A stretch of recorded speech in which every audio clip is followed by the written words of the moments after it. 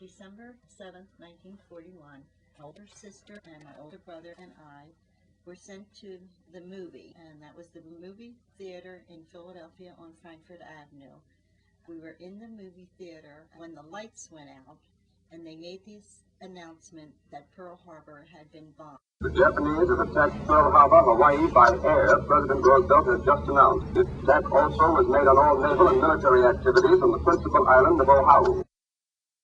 Not knowing where Pearl Harbor was because I was just a little past 6 years old. We ran all the way home, finding my mother and father are not home. They had taken my older brother, Charles, who was in the Army at the time, back to his base because he was called back. Our neighbors had taken us in. We were in the neighbor's house, and we were very upset because we didn't know what was going on.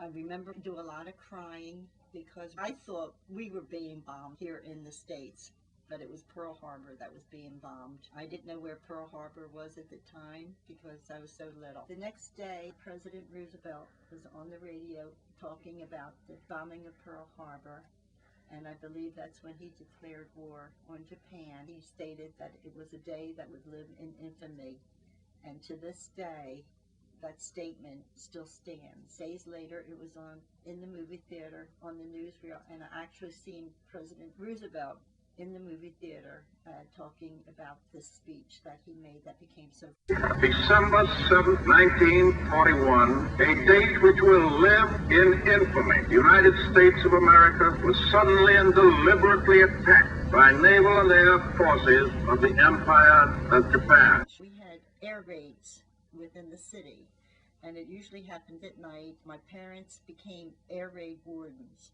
When the sirens went off, my parents would have to go out on the street.